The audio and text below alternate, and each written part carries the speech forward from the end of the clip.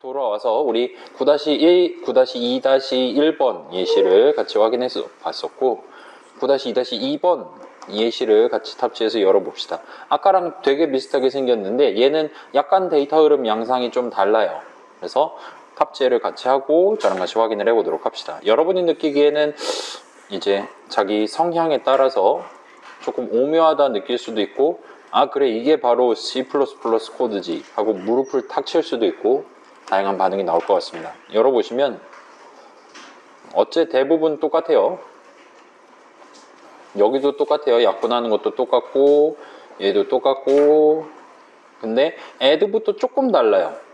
자 원래 우리가 7일차에 만들었던 add는 이제 우항이라고 생각하는 다른 유리수 오브젝트를 받아서 덧셈을 하고 분자 분모랑 덧셈을 하고 그 결과에 해당하는 result 오브젝트 같은 느낌으로 해서 리턴을 해주는 느낌이었는데 얘는 조금 다른 느낌이에요. 뭐냐면 자, 이 유리수 오브젝트랑 다른 유리수 우항에 해당하는 오브젝트를 더한 그 값을 더한 결과를 여기다가 담는 느낌이에요. 그래서 연산자로 치면 더하기 는 연산자랑 비슷한 느낌으로 동작하는 친구입니다. 그래서 그때랑 다르게 더하기 는 연산자가 실제로 많이 쓰이고 있어요. 그래서 내 분자에 전원 분자를 더해서 담는다. 통분이 불필요할 때는. 근데 여긴 이제 덧셈한 결과를 담아야 되니까 이런 느낌이고 분모는 내 분모에 곱해서 다시 담으면 되니까 이런 느낌이고 고 뺄셈 요렇고 곱셈은 그래서 간단하게 나와요. 나중에 약분해야 된다는 거 빼면 고 나누기는 이런 느낌이에요. 그래서 약분은 완전히 똑같으니까 생략하고요. 이 친구도 생략하고요. 그래서 메인 정의 가보시면 아주 그냥 이 짓을 해놨습니다. 지금. 자 이제는 더 이상 이 add라는 함수는 이제 리턴 형식이 보이드란 말이에요. 그렇기 때문에 add한 결과를 바로 출력이 안 돼요. add한 결과는 LHS가 아니라 미안해요. LHS.add RHS 하면 add 결과는 LHS에 담겨 있거든요. 근데 지금 여기서는 얘랑 얘랑 더한 거, 얘랑 얘랑 뺀 거, 얘랑 얘랑 곱한 거를 땅땅땅땅 출력을 해야 되는 거기 때문에 LHS 값이 변경되면 안 돼요. 그러므로 LHS 값을 갖고 또 다른 별도의 유리수 오브젝트들을 하나하나 만들어서 합이랑 차랑 곱이랑 목이랑 을 만들어서 합에는 LHS가 들어있고 거기다 더하기 는을 RHS를 때리면 실제 합에 해당하는 분자 분모가 담기겠죠? 와 같은 느낌으로 합이랑 차랑 곱이랑 목 4개 오브젝트들을 만들어서 각각 출력을 하고 있는 걸 보실 수가 있습니다. 그렇기 때문에 얘는 아까 거 빼고 지금 거 집어넣어서 바로 실행하면 아까랑 완전히 동등한 결과가 튀어나올 거예요. 그렇죠? 여러분 거랑 동등한 결과가 튀어나오죠? 자, 그래서 아까 전이랑 동등한 프로그래밍 목표를 달성을 해놓긴 했어요. 근데 add 등등의 리턴 형식을 다르게 하고 그 덧셈 결과가 구체적으로 어느 유리수 오브젝트에 담기게 되냐가 좀 달라진 거예요. 그렇다 보니까 지금 버전은 메인 정의 내용물이 이런 지저분한 게 생겼어요. 자, 이건 저만 할게요. 아까 전 버전을 살짝 다시 들고 오면 아까 전 버전은 되게 직관적이었단 말이에요. 비록 함수 호출식의 형태긴 하지만 이런 식으로 덧셈 결과가 필요하다? 거기서 애들을 호출하면 돼요. 덧셈 결과 출력하는 게 목표다. 그 시점에 출력해버리면 됩니다. 그 시점에 더해서 출력을 해버리면 돼요. 근데 지금 버전은 이래요.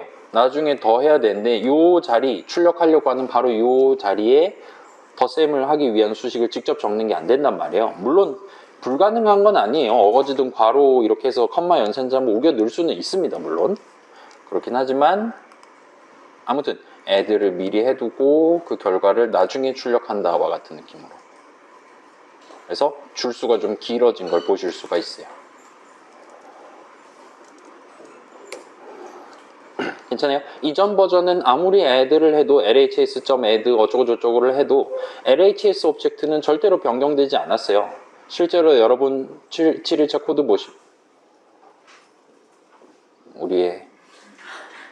우리 저거 켭시다. 혹시 꺼져 있다면 켜주세요.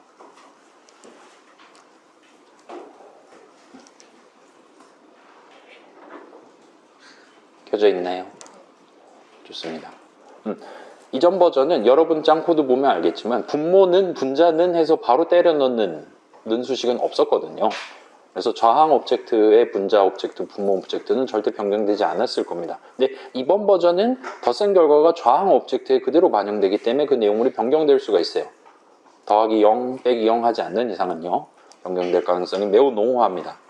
그럼에도 불구하고 LHS 더하기 RHS를 한 다음에 원래 LHS 값 그대로 RHS랑 뺄셈도 해야 되기 때문에 매번 새로운 오브젝트를 생성해 가면서 덧셈, 뺄셈, 곱셈, 나눗셈의 저항으로서 활용을 하고 있어요.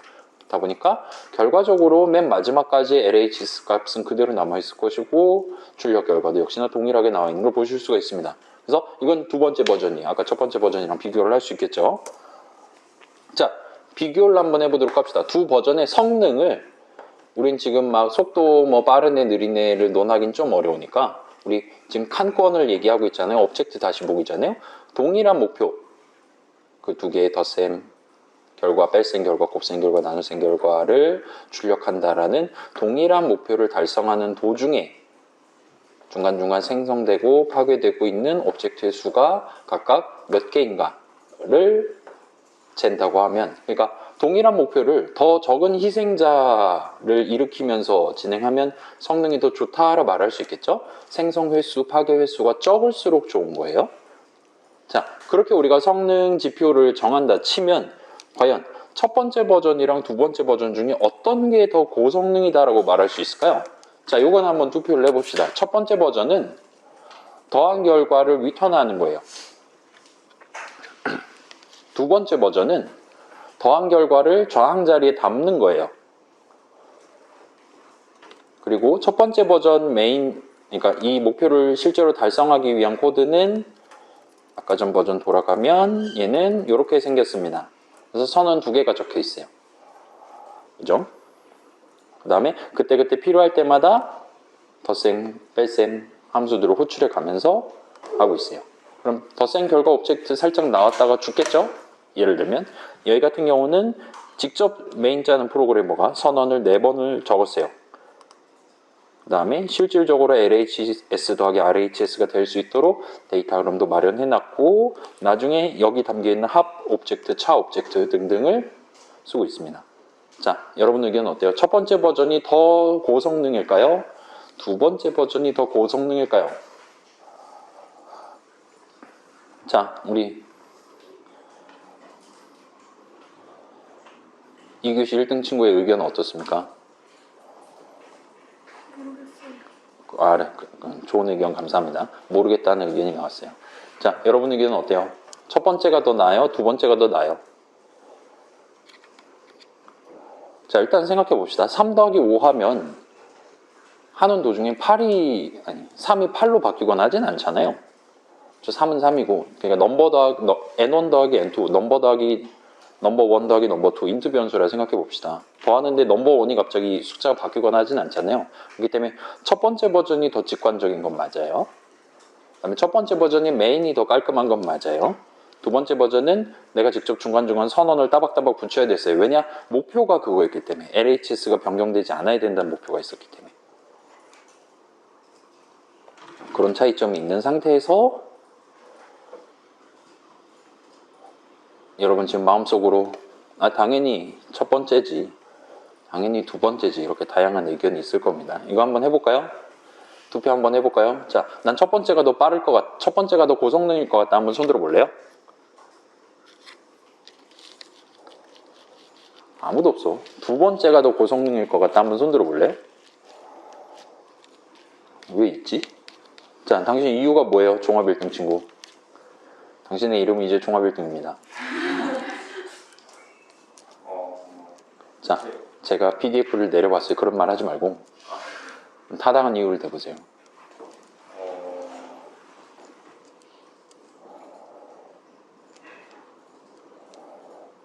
당신도 모르겠어요 해도 돼요. 그냥 원래 있던 친구한테 담으니까, 그러니까 새로 내부에서 새로 생성해가지고 거기다 담고 그걸 리턴하는 방식이 아니니까. 그거는 자 생각해봐요. 자, 이번 예시는 내부에서 새로 생성하지 않았을 뿐이지 외부에서는 새로 생성하고 있어요. 그래서 저렇게 쓰면 똑같아지는 것 같아서 약간 왜 저렇게 했지? 약간 그런 생각하긴 했는데. 그러니까 그러면 둘이 도찐개찐이다라는 의견이 나있는 거잖아요. 다를 바가 없다. 아무튼 좋습니다. 우리가 지금 당장은 감으로 때려 맞추는 것밖에 안 되지만 여기는 당연히 예시를 준비를 해놨겠죠. 자, 세 번째 예시를 한번 탑재를 해보도록 합시다. 그래서 겨루기를 할 거예요. 이제 요거 실행해 볼 예정이니까 네, 프로젝트에 탑재를 해주세요. 세 번째 예시를 까면 자, 안 돼.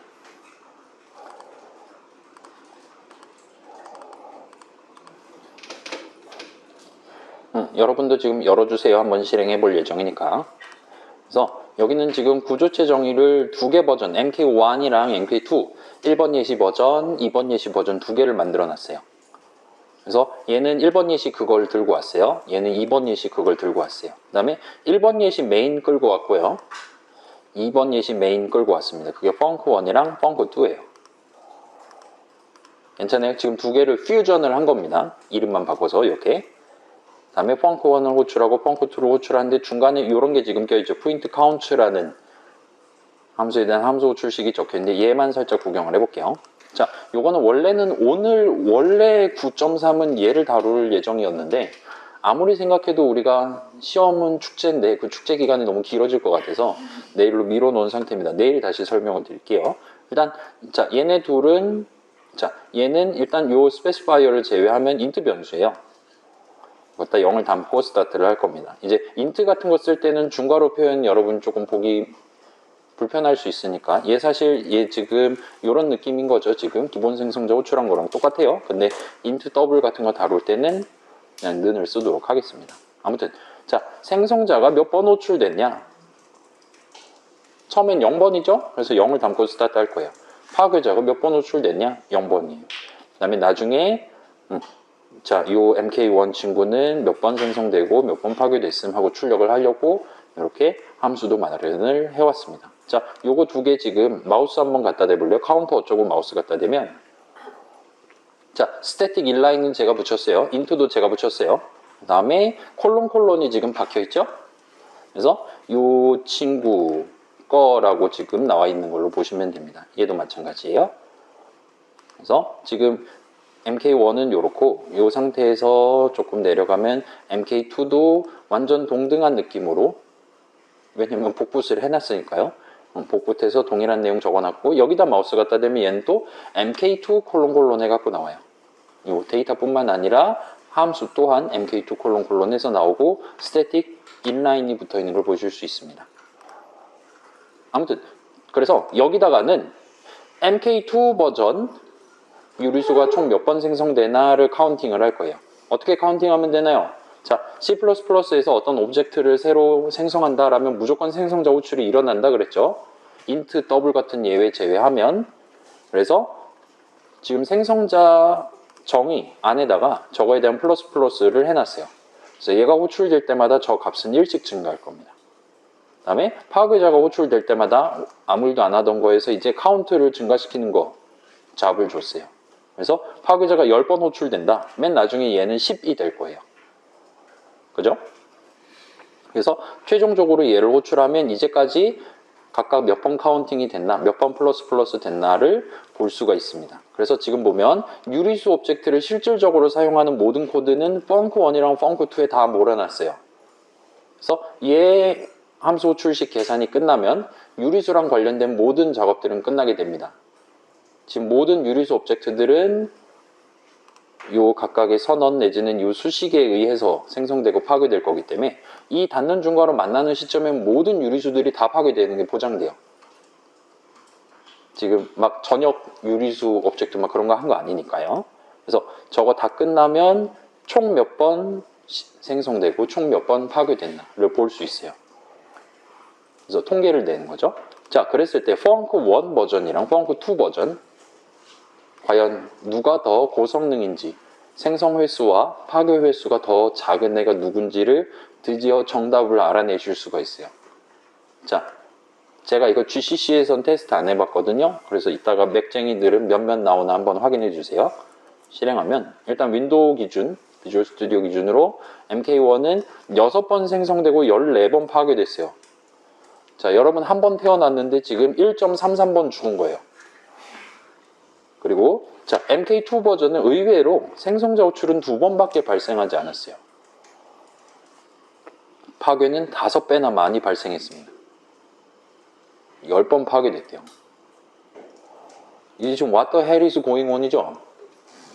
자, 일단은 지금 디버그 버전은 그렇고, 자, 여기서 이제 이 디버그를 눌러서 릴리즈로 바꾸면 그 최적화 기능을 쓸 수 있다 그랬죠. 최적화 기능은 오브젝트에 대한 최적화 기능도 지원을 해줍니다. 그래서 동일한 목표를 달성하기 위한 대신에 생성 또는 파괴를 조금이라도 덜 할 수 있는 상황이 컴파일러 눈에 보이면 덜 할 수도 있도록 그렇게 해줘요.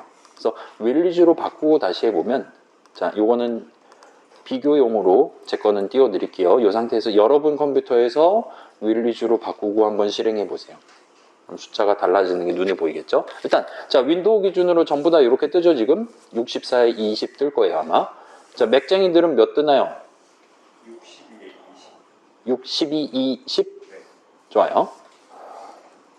그래서 이제 여기서 최적화 모드를 걸면 요거까지는 해줄 수가 있습니다. 62, 20. 그러니까 사실은 지금 당신들 G++는 직접 내가 코드 옵션을 걸지 않는 이상 최적화를 자동으로 해주도록 돼 있어요. 그래서 최적화를 걸면 파괴를 2번 덜 해줄 수 있어요. 현재 제 코드상으로는. MK1 버전은요. 그래도 여전히 생성 2번 하고 파괴 10번 하는 MK2 버전이 더 성능이 좋다라고 우리가 결론을 내릴 수가 있는 거죠.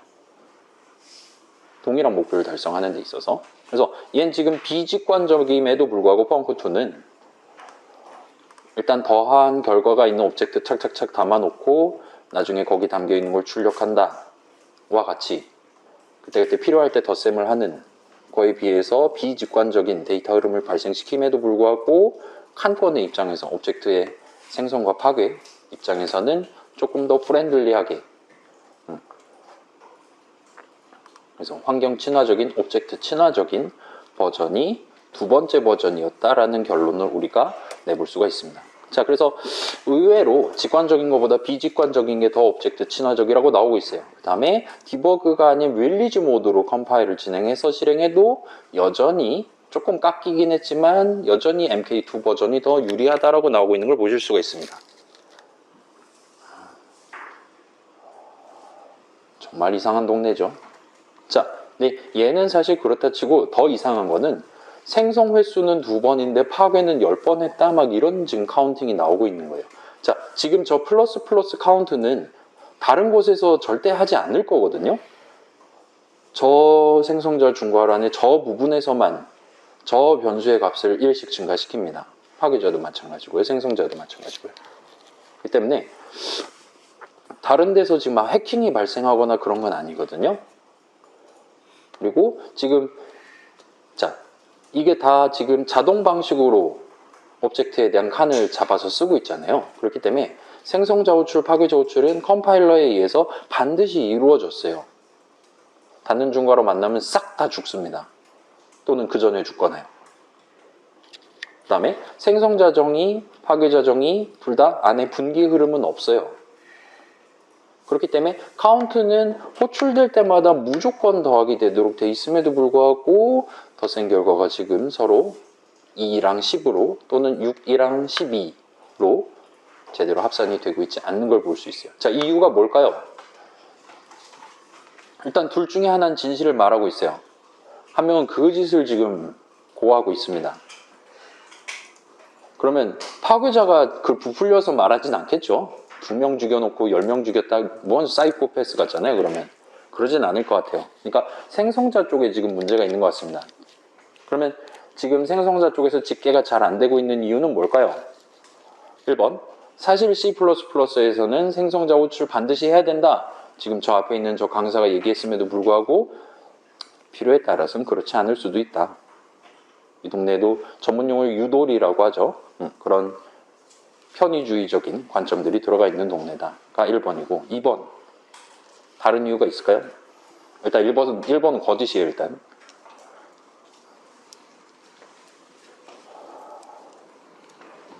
그걸 우리가 어떻게 알아요? 지금 배우고 있는데, 그죠? 어제까지 C 공부하다가 왔는데요. 그래서 이유는 이전에 우리 7-2 툴팁에서 살짝 얼굴을 들이밀었던 국선 생성자들 중에서 지금 우리 기본 생성자는 포함이 안 돼 있어요. 현재 코드에는. 걔 말고도 사실은 2개가 더 있어요. 그래서 막 앰퍼샌드 같은 거 적혀 있고 앰퍼샌드 2개 적혀 있고 하는 게 툴팁으로 살짝 떴다가 지나갔습니다. 거짓말 같죠? 여러분 집에 가서 유튜브 영상 보세요. 적혀 있었습니다. 아무튼 자, 그런 우리 눈에 띄지 않았던 국선 생성자들이 존재하고 그 문맥에 따라서 컨텍스트에 따라서 우리가 정의해둔 그냥 생성자 대신에 그런 국선 생성자가 호출됐던 타이밍이 존재한다는 거예요. 그 다음에 걔네들을 어떻게 생성했든 파괴자는 한 가지 버전밖에 없단 말이에요. 그렇기 때문에 그런 식으로 우리가 모르는 별도의 방식으로 생성된 애는 카운트, 그러니까 생성 횟수엔 집계가 안 되는데 파괴자는 제때제때 잘 호출됐을 테니까 파괴 횟수에는 정상적으로 집계가 됐다 라고 여러분이 유출을 한다면 그럼 이제 정답이 되는 겁니다. 그래서 실질적으로 MK1은 최적화 걸면 12번 12개의 오브젝트가 살다 죽어요. 그 다음에 MK2 버전은 실제로 10개의 오브젝트가 살다가 죽습니다.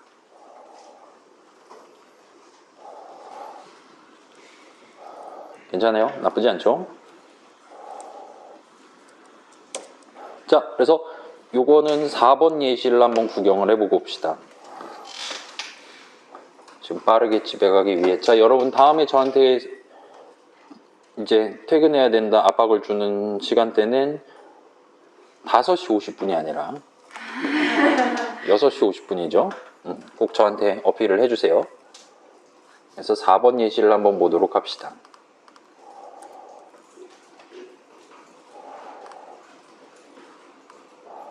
이거 수정한 날짜가 수업 시작하기 1시간 정도 전이에요. 마지막으로 만든 예시입니다.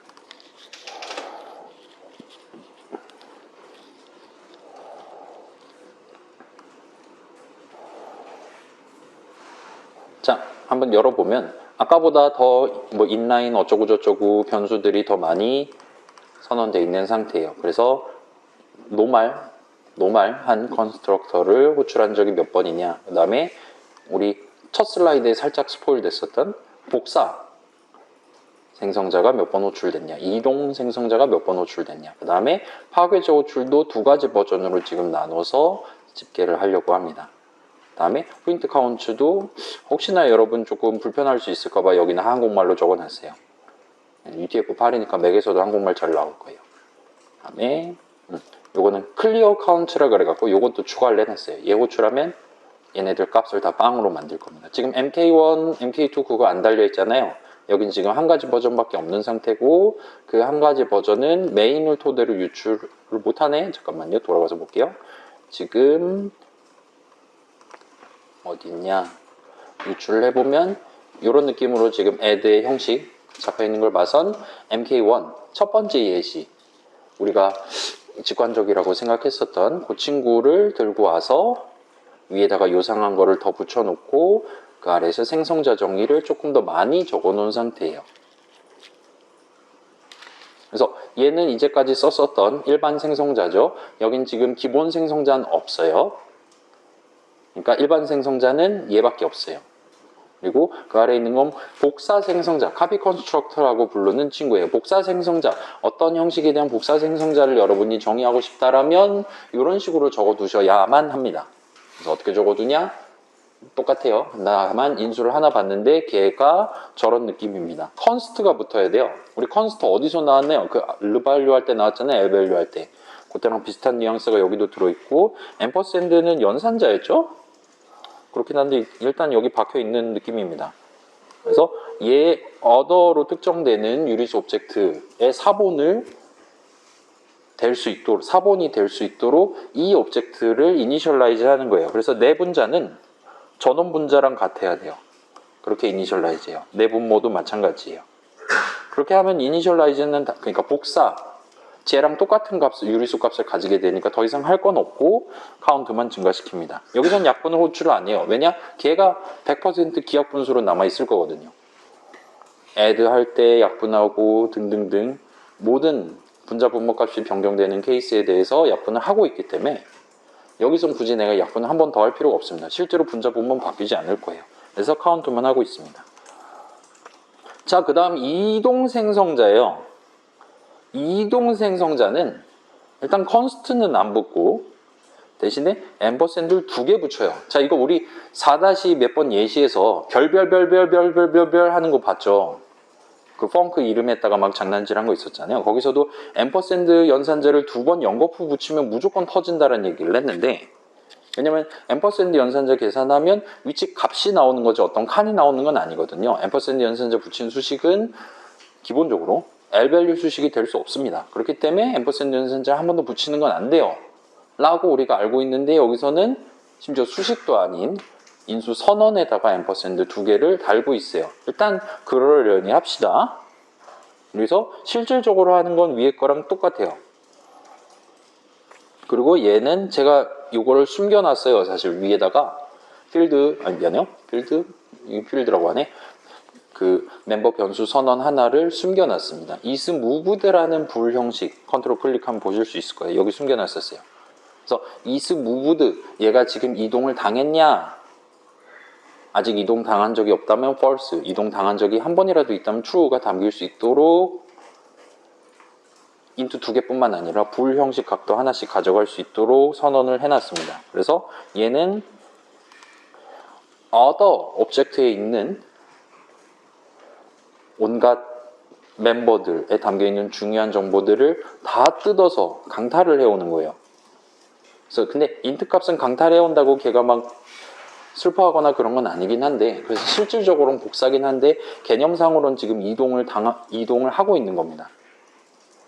그 멤버에 들어있는 그 데이터들이 나한테로 넘어오는 거예요. 그리고 걔한테는 자 int 갖고는 그런 걸 표현할 수 없기 때문에 요거를 달아줘요. 그 친구는 이제 이동된 애다. 그러니까 개념적으로 빈털터리인 애다라는 거를 표시를 해줍니다. 그 다음에 카운트를 올리고 있어요. 괜찮아요? 이동 무부함이 이사 간다는 거잖아요. 원래 유리수 값이 저 오브젝트에 있었어요. 근데 이젠 내 오브젝트에 있는 겁니다. 쟤는 이제 알파 아니에요.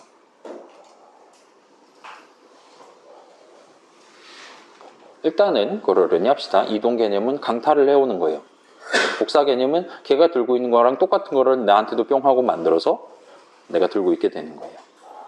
그런 차이점이 있고 아무튼 서로 다르게 카운팅을 하고 있어요. 자, 파괴자는 이제 내가 이동 당한 적이 있으면 나는 이미 빈털터리기 때문에 파괴를 덜 해도 된단 말이에요. 개념적으로. 그래서 뒷정리할 게 없기 때문에 그런 상황이랑 그렇지 않고 내가 지금 유효한 것들을 잔뜩 들고 있어서 걔네들 어느 정도 정리가 필요한 상황이랑 그렇게 나눠서 카운팅을 하고 있는 상황입니다.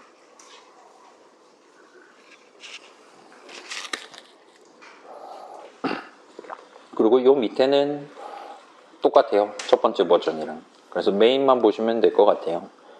자, 일단 여기도 비슷하게 유리수 갖고 장난질하는 걸 벙크에 다 몰아놨어요. 그렇기 때문에 이 벙크 닿는 중괄호 만나면 모든 이제까지 언제 생성됐든 간에 닿는 중괄호 만나는 시점엔 전부 다 파괴가 일어납니다. 그래서 파괴가 다 일어난 다음에 프린트 카운트를 하고 있어요. 그래서 벙크를 열면 자, 여기는 지금 프린트 카운트를 여러 시점에 걸쳐서 한번 때려보고 있어요. 그래서 요거 2개, 선언 2개 해서 오브젝트 2개가 요 시점부터 사용 가능해지는 거죠. 따라서 생성자 호출은 요 안에서 일어나야 돼요. 이렇게 두 오브젝트 생성한 직후 시점에 카운트 한번 해주고 그러면 여기서 여기서 프린트를 하면 일반 생성자를 2번 호출했습니다 라고 우리한테 보여주면 정상인 거예요. 그래서 그 다음에 add를 할 예정입니다. 화면에 출력하고 아까 그 2번 카운트한 건 지워요. 그 다음에 실질적으로 생성이 발생하는 것 같은 그 수식을 계산을 합니다.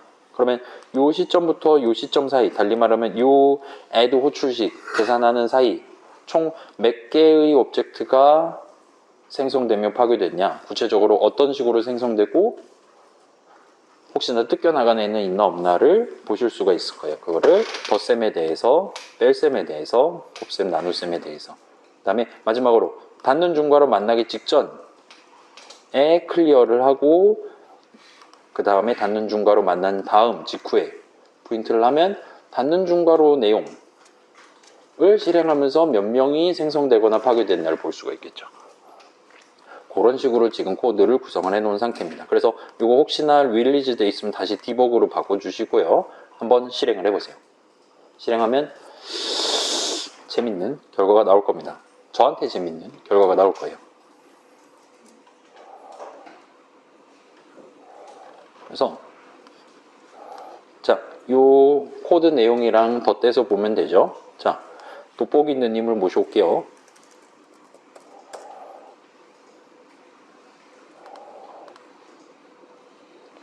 자, 요만큼을 실행하는, 그러니까 요 두 선언에 대해서 생성자 호출이 각각 일어날 거고, 따라서 생성된 둘이 찍혀 있는 걸 볼 수 있어요. 그 다음에 클리어하고 add를 합니다. 그다음에 add에 대해서는 현재 일반 생성 1회, 복사 생성 1회, 이동 생성 1회, 그 다음에 일반적인 파괴 2번, 이동 파괴 1번이 일어난 걸 볼 수 있어요. 그래서 총 3번 생성되고, 아무튼 생성되고 총 3번 파괴된 걸 보실 수가 있습니다. 그러니까 여기선 지금 선언이 이 코드 안에서는 안 적혀 있잖아요.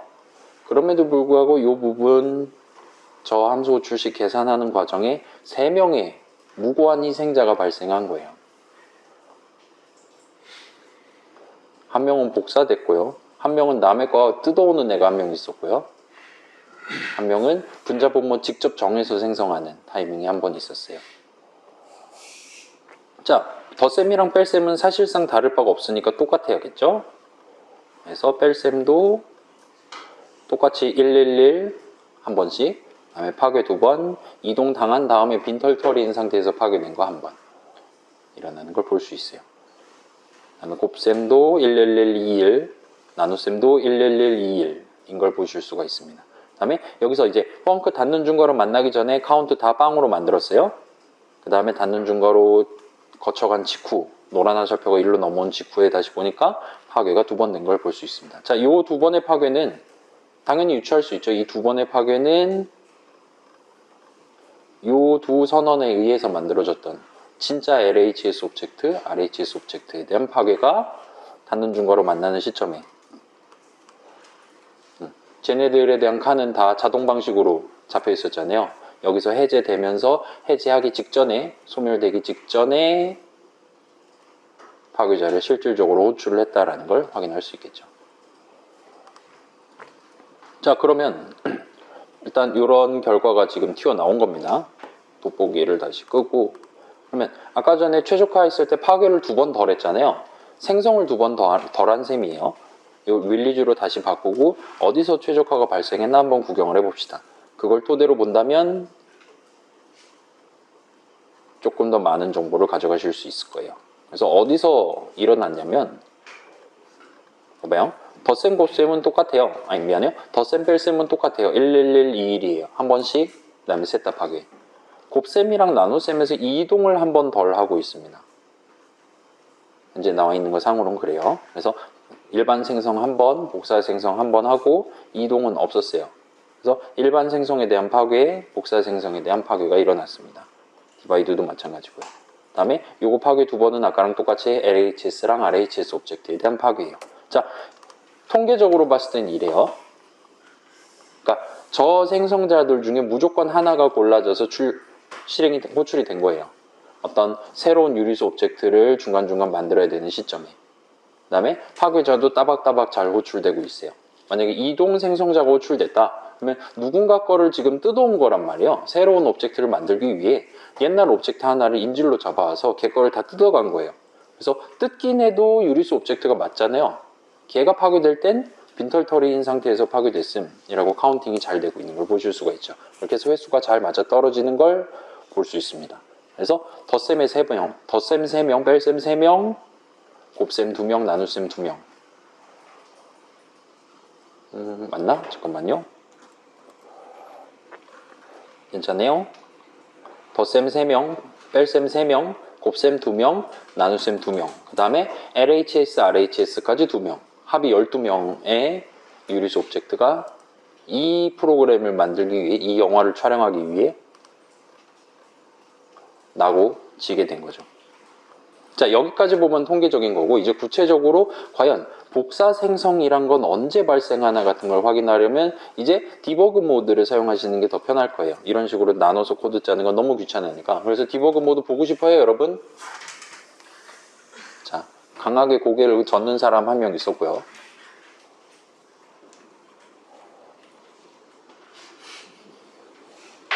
여러분이 고개를 저으니까 더 하고 싶어지는 마음이 있긴 한데,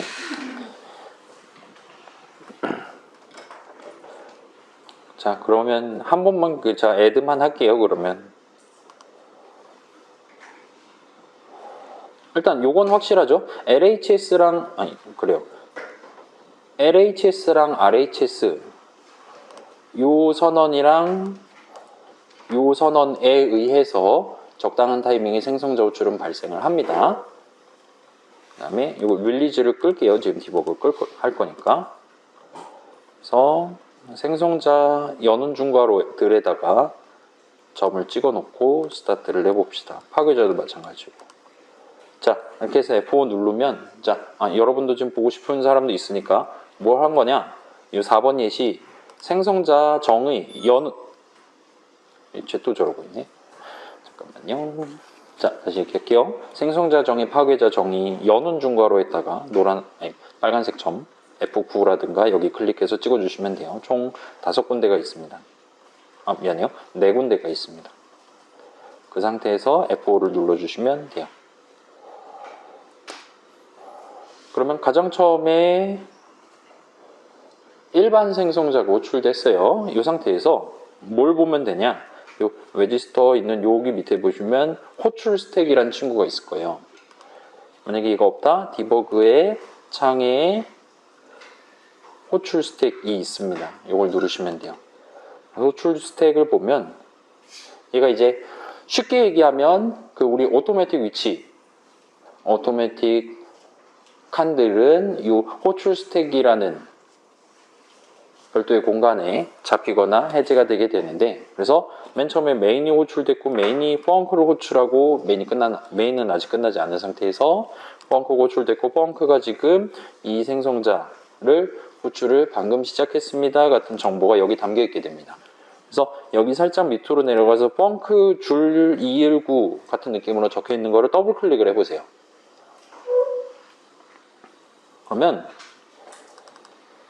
저 생성자를 호출한 생성자 호출식이 어디 적혀 있냐를 알려줘요. 괜찮아요? 요 펑크의 요 부분에 해당하는 명령어를 실행하다 실질적으로 생성자 호출식을 발견해서 생성자 호출이 발생을 한 겁니다. 요즘 여는 중괄호를 찍고 있는 거고요. 달리 말하면 얘는 지금 일반 생성자가 호출된 거예요. 일반 생성자가 호출됐고 그때 LHS 오브젝트를 이니셜라이즈 하기 위해서 LHS 자리는 마우스 갖다 대면 아직은 분자 분모가 요상한 숫자가 담겨 있는 상태예요. 방금 칸만 방금 따끈따끈하게 잡은 상태입니다. 여기서 이제 1이랑 2를 들고 이 내용물을 이제 실행하기 시작할 거라는 거예요. 그래서 분자는 이제 곧 1이 될 거고 분모는 곧 2가 될 겁니다. F10 한번 누르면 얘도 마찬가지네요. 좋아요. 다시 돌아왔어요. 그럼 다시 돌아오면 이제냐 분자는 1이고요. 분모는 1이에요. 그 다음에 이 분자, 멤버 분자도 1이고요. 멤버 분모도 2가 됩니다. 괜찮아요? 미안해요. 분자 1, 분모 2로 들어와서 내 분자도 1이고 내 분모도 1인 상태로 약분 한번 하고 카운팅을 하고 나가게 돼요.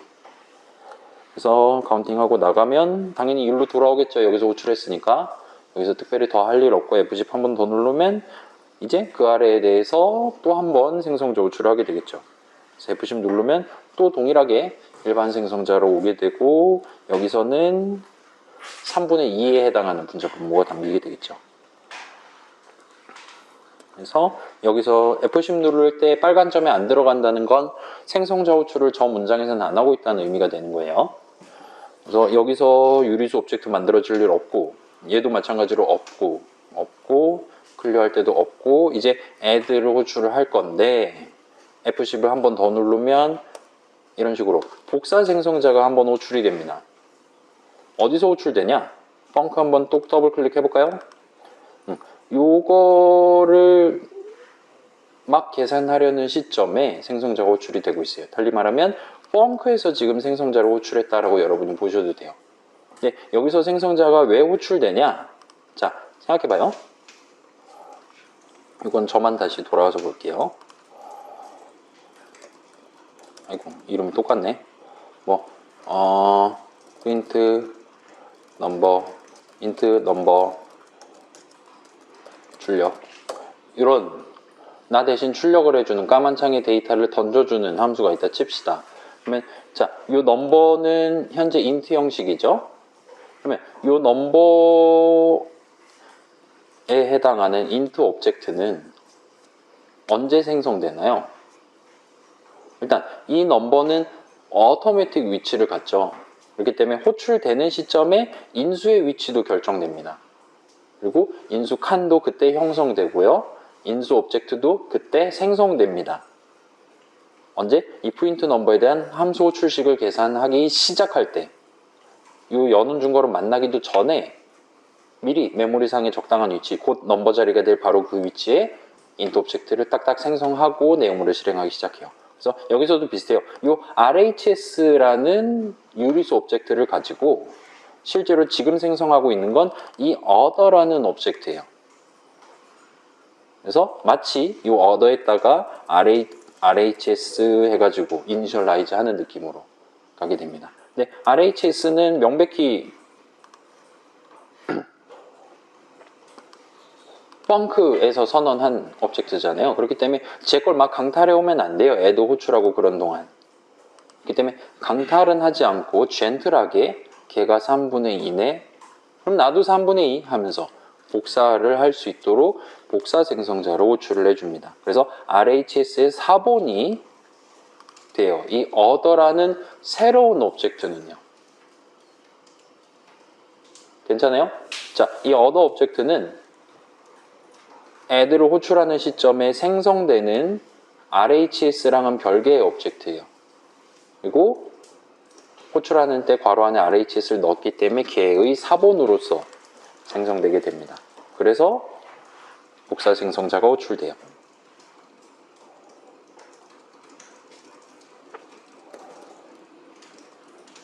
괜찮아요? 자, add 내용물 실행하기 전에 미리 인수 자리에 인수 값을 넣어줘야 되잖아요. 그래야 걔가 내용물 실행할 거 아니야. 내가 준 데이터를 바탕으로. 그렇기 때문에 펑크에서 add를 호출하기 전에 일단 RHS를 가지고 other 오브젝트를 생성하는 복사 생성자를 한번 호출해서 안타까리 하고 나온 다음에 저는 F10을 눌러서 내용물 들어가 볼게요. 드디어 요 여는 중괄호로 들어가게 됩니다. 그리고 여러분 혹시나 빼먹을 수 있으니까 다시 살펴볼게요. 자, F5 눌러서 쭉쭉쭉 한번 가볼게요. 쭉 가서 복사 생성자 이 상태에서 F10을 조금만 눌러주시고요. 그러면 이걸로 돌아오죠. 여기서 F11을 눌러주세요. 그럼 이 노란 화살표가 지금 실제로 컬을 하기 직전인데 노란 화살표가 add 내용물로 들어가게 됩니다. 자, 그러면 지금 other는 이 시점에 이미 그 자리에는 3이랑 그러니까 3분의 2가 들어가 있는 상태예요.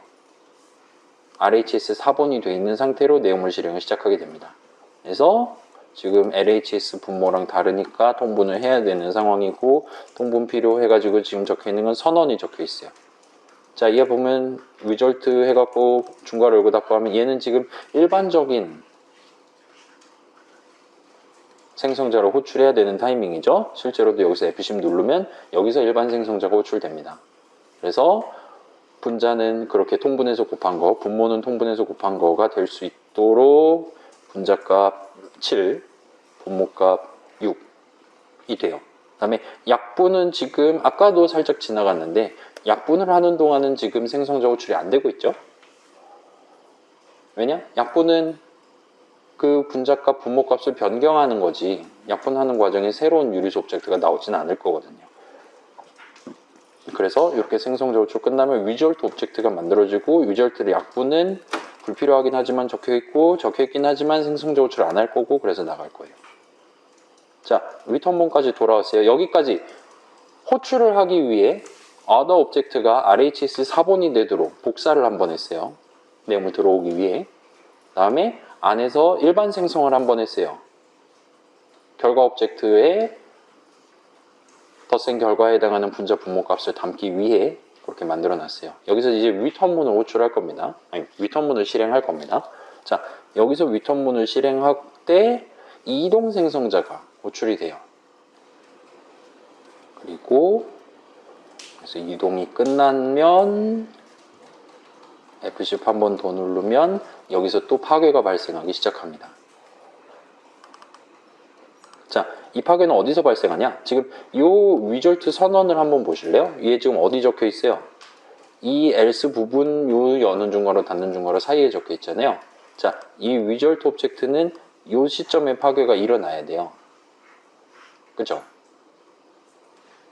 그러니까 이 시점에 파괴가 일어나야 되고 다른 곳에서는 지금 얘는 아예 생성을 안 했죠. 이 선언에 의해서는 생성을 안 했고 리턴하기 전에 또 other라는 친구에 대한 파괴도 반드시 발생해야 되고 지금 그런 상황입니다. 괜찮아요? 그래서 일단은 파괴를 2번은 해야 돼요. 그죠? 이 안에서 other 오브젝트 파괴해야 돼요. 걔 위치는 이번 호출에 결정됐으니까 result 오브젝트 파괴해야 돼요. 일단 2개의 파괴는 확실히 해야 돼요. 네, 생성은 3번을 했어요. 맞죠? 맨 마지막에 이동 생성자가 지금 호출됐잖아요. 괜찮아요? 맨 처음에 RHS 4번 만드는 거 한번, 그 다음에 우리 명백히 지금 보고 있는 그 선언에 의해서 일반 생성 한번, 그 다음에 리턴문을 만나니까 갑자기 뜬금없이 이동 생성을 한번 했어요. 이사를 갔어요. 그리고 앞에서 생성했던 2개는 지금 파괴 수순에 들어가게 됩니다. 그래서 얘네 둘에 대해서는 지금 이건 저만 할게요. 조사식을 한번 때려보면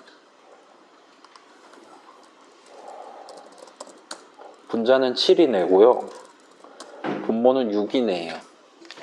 그런 애가 지금 하나가 죽을 예정입니다. 그래서 얘는 엔간하면 리절트가 지금 파괴가 되고 있다고 생각하시면 돼요.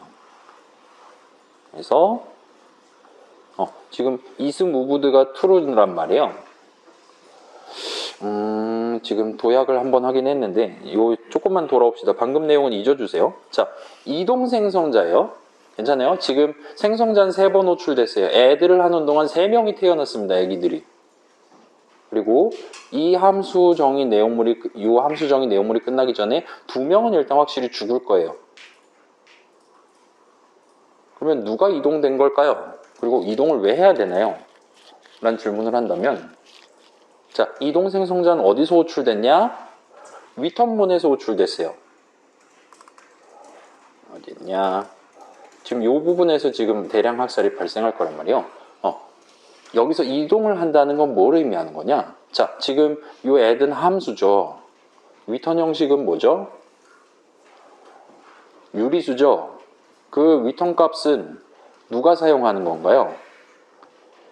원래 MK1 버전 생각해봐요. 걔는 이제 꺽쇠로 인해서 출력을 해야 되는 거잖아요. 그 출력은 언제 하죠?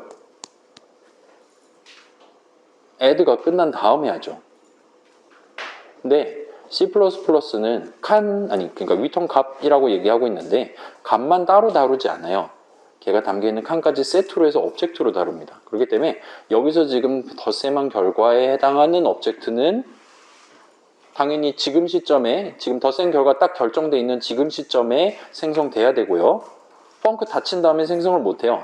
6-7이라는 걸 까먹게 되니까요. 그렇기 때문에 펑크 안에서 생성돼야 되지만 그거를 사용하는 건 펑크 내용, 미안해요. 자꾸 펑크라 그래서 미안해요. add 내용물 안에서 생성돼야 되고 그 오브젝트 자체의 사용은 add 내용물이 끝난 다음에 사용돼야 돼요. 그 오브젝트는. 언제? 출력할 때라든가 등등. 그렇기 때문에 밖에서도 그러니까 이 함수 내용물, add 함수 내용물이 끝난 이후에도 살아남을 수 있는 add 입장에서는 안전한 안전지대로 result 오브젝트의 위졸트 오브젝트를 옮기게 됩니다.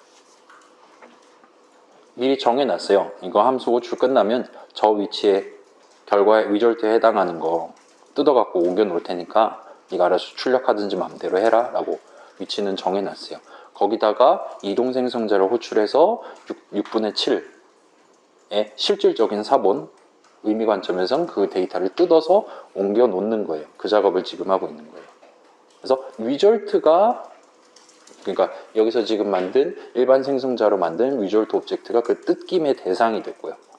그래서 그 뜯은 오브젝트는 이 위턴문 실행하면서 파괴가 되지 않을 겁니다. 그걸 이제 구경을 해볼게요. 자, 지금 방금 파괴자가 호출됐는데 이제 파괴자는 지금 isMoved가 true, 잠깐만, false라고?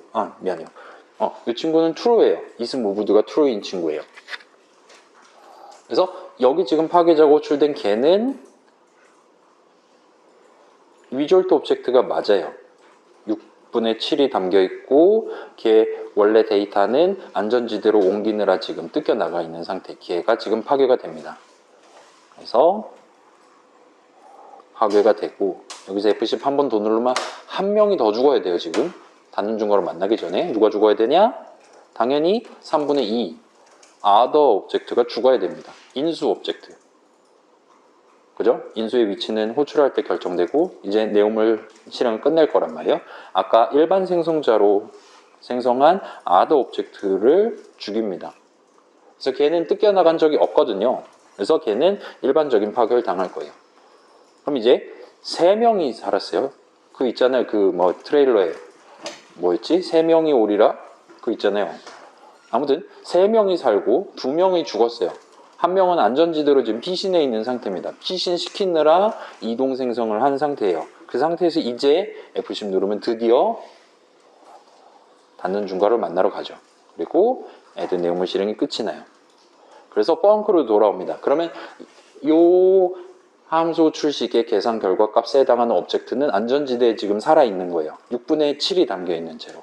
근데 아쉽게도 여기서는 지금 출력을 한다던가 그 위턴 값을 사용하지 않죠. 그렇기 때문에 더 이상 쓸 일은 없어요, 사실. 그 상태에서 닫는 세미콜론 만나면 이제 그 위턴 오브젝트도 죽어야 되겠죠. 따라서 여기서 다시 한번 F10 누르면 파괴를 하는 거죠. 걔는 이동을 그러니까 이동을 받은, 그러니까 뜯어온 6분의 7이 담겨있는 그 위턴 오브젝트가 파괴가 발생합니다. 그래서 6분의 7 잘 담겨있죠? 그런 느낌이에요. 개 복잡하잖아요. 그쵸? 여기서의 요점은 그거예요. 생성을 만약에 해야 되는 타이밍이다. 합니다. 어떻게 생성하는 거냐? 지금 RHS의 4번을 other에 집어넣는 타이밍이면 복사 생성자가 호출돼요. 그 다음에 result는 분자는 서로 곱해서 더하고 분모는 분모끼리 더한다. 그렇게 해서 만드는 result 오브젝트는 그런 식으로 선언을 적어놨기 때문에 initialize를 걔에 대해서는 일반 생성자가 호출돼요. 그 다음에 이동 생성자는 지금 이 위턴 값을 사용하는 건 이 중괄호 안이 아니라 그 다음에 실행할 코드에서 위턴 값을 사용할 예정이기 때문에 중괄호 닫기 전에 안전지대로 옮기는 작업을 하고 있는 거예요. 그래서 그러면서 이동을 하고 그 과정에서 result 오브젝트는 이동을 당하는 입장이라 뜯기게 됩니다. 그래서 걔는 파괴할 때 그 사실에 따라서 조금 더 2번 파괴하거나 하긴 좀 그렇잖아요. 그럴 때 좀 더 가벼운 버전의 코드를 실행하거나 할 수가 있게 되고 아무튼 걔 파괴되고 그 다음에 other 오브젝트도 호출하기 직전에 func에 의해서 생성됐죠. 그 다음에 add에 의해서 예쁘게 파괴가 됩니다. 마지막으로 그렇게 add 닫는 중괄호 만나고 func로 돌아왔을 때 나 위턴 값 안 쓸 건데 이제 버려야겠다 하면서 마지막으로 파괴자가 호출됩니다. 그 위턴 오브젝트에 대한 생성자는 add가 호출했고요. 위턴문 아까 거기서 호출했고 add 안에서 파괴는 add를 호출했던 func에서 호출하고 있죠. 그런 식으로 왔다 갔다 하면서 누가 생성하고 누가 파괴하는 그런 것들이 우리가 직접 코드를 적은 건 아니긴 하지만 적당한 타이밍에 잘 발생하고 있는 걸 볼 수 있어요. 그래서 그 오브젝트 하나하나를 중간에 놓고 본다면 이제 여러분은 걔가 사용되기 직전 생성되고 걔 사용이 끝난 직후에 파괴된다는 것까지 구경해 보실 수 있을 거예요. 자, 지금은 릴리즈가 아니라 디버그이기 때문에 덧셈이랑 뺄셈이랑 곱셈이랑 나눗셈이 사실상 생긴 게 다 똑같을 거예요. 그래서 이런 느낌으로 구경해 보시면 네, 그러면은 네, 복사 생성자나 이동 생성자는 네. 그냥 원래 우리가 정의했던 그 생성자를 쓰는 것보다 좀 더 효율적으로 생각하나요? 일반 생성자보다? 네. 그건 몰라요. 그건 우리가 자, 지금 셋 다 우리가 짰잖아요. 우리가 한쪽에다가 막 타임점 슬립 같은 거 넣어두면 걔가 당연히 더 느릴 거야. 컴파일러는 성능 때문에 고르는 게 아니에요. 상황 때문에 고르는 거지. 그러니까 복사를 해야 되는 상황에 일반 생성자를 호출해주지 않아. 자, 이거는 지금 괜찮은 질문이 들어왔는데, 자, 요거를 살짝 퀴즈를 하나를 내볼게요. 지금 요거 add 호출하기 전에 복사를 하고 있잖아요. 왜냐? RHS는 내 손에 있지 쟤한테 있는 거 아니거든요. 그 다음에 other는 제 거지 내 거가 아니거든요. 그렇기 때문에 내가 들고 있는 RHS로 other가 이제 위치가 잡히게 될 바로 거기다가 새로운 유리수 오브젝트를 생성하는 건 펑크가 해야 될 몫입니다. 뭘 담아야 될지 내가 알고 있거든요. 그래서 add 호출하기 전에 생성자 호출이 발생해요. 여기서 복사 생성자를 호출했죠. 내 손에 들고 있는 게 유리수 오브젝트니까 그에 대한 사본이 other에 담길 수 있도록 복사 생성자가 호출됐어요. 근데 퀴즈예요. 여기서 만약에 RHS라고 적지 않고 이런 식으로 적는다면 어떨까요? 자, 이거 뭐였어요? 보통 선언의 유리수 선언의 이니셜라이즈 자리에 적을 수 있는 표현이었죠. 이니셜라이저 자리에. 자, 이거 일단 오류는 안 났어요. 그러면 지금 이건 저만 할게요. 여러분은 코드 치셔도 되고 안 치셔도 됩니다. 얘는 좀 번잡하니까 이제는 점 뺄게요. 대신에 여기다 점을 넣었어요. 자, add를 호출할 거예요. LHS를 붙잡고. 그럼 이제 other 오브젝트에 대한 생성자는 반드시 호출해야 됩니다. 맞죠? 걔 오브젝트가 있어야 add 내용물이 정상적으로 실행될 테니까요. 맞죠? 근데 그 other라는 오브젝트를 뭘로 초기화할 거냐를 괄호 안에 수식으로 적은 셈이 돼요. 그리고 걷다 중괄호를 넣어놨어요. 3,5를 넣어놨습니다. 자, 그러면 add를 호출하기 전에 과연 무슨 생성자가 호출될까요? 1번, 일반 생성자가 호출되고 그걸 복사한다. 2번, 일반 생성자로 other 오브젝트를 즉시 생성을 한다. 3번, 나도 모르겠다. 여기서 요점은 그거예요. 3,5를 해가지고 유리수 오브젝트가 만들어지냐? 만들어진다면 걔 위치는 func의 위치냐, add의 위치냐? 예요. 누구 닫는 중괄호에서 터질 또는 누가 파괴적 호출을 할 예정인 거냐 같은 거를 생각해 보면 한번 실행해 볼게요. 여기서 다행히 컴파일 오류는 아니에요. 아무튼 지금 어디까지 왔니? 231줄이래요. 여기에요. 여기서 F11을 누르면 일단 일반 생성자가 호출됩니다. 그걸 통해서 5분의 3에 해당하는 유리수 오브젝트가 나와요. 사실 이거 앰퍼샌드 연산자 찍고 위치값 하면은 얘 누구 거냐 바로 나오거든요. 여러분 디스어셈블리 메모리 트 극혐하잖아요. 그거 안 보고 지금 수식으로 지금 케어하고 있다고 보시면 됩니다. 자, 여기서 다시 한번 F12를 누르면 일단 방금 지금 돌아온 거 보면 일반 생성자는 add가 호출한 게 아니라 func가 호출했어요. 맞죠? 그 다음에 들어가면 여기서 생성자 호출을 한 번 더 하냐가 이제 이슈예요. 한 번 더 한다라는 건 func가 자기 쓰려고 만들어 놓은 위치에 5분의 3을 하고 이제 호출을 본격적으로 하기 위해서 other 오브젝트를 복사를 하는 개념이 돼요. 근데 여기서 복사 생성자를 호출을 안 한다라는 건 5분의 3에 해당하는 오브젝트가 바로 사실은 other 오브젝트를 지금 생성한 셈이 됩니다. 그래서 인수 오브젝트를 내 손에 들고 있는 값 두 개를 가지고 즉석에서 지금 생성을 해서 저 친구 내용으로 스타트 하겠다라는 내용이 돼요. 과연 뭘까요? 그죠? 바로 add로 들어와요. 자, 복사 생성자를 호출한 이유는 내 손에 들고 있는 게 유리수 오브젝트였기 때문이에요. 내 손에 들고 있는 게 3,5였다? 인트값 2개였다? 그러면 그 인트값 2개로 other object를 만들면 됩니다. 그때는 일반 생성자 호출 과정에, 호출 직전에 일반 생성자가 호출되겠죠. 자, 다시 돌아올게요. 아까 복사 생성자가 선택된 이유는 이걸로 저거 만들어줘라고 우리가 함수 호출식을 적었기 때문이에요. 이 숫자 2개로 쟤 만들어줘 하면 이 숫자 2개로 유리수 오브젝트를 만들기 위한 other 오브젝트를 만들기 위한 생성자가 호출됩니다.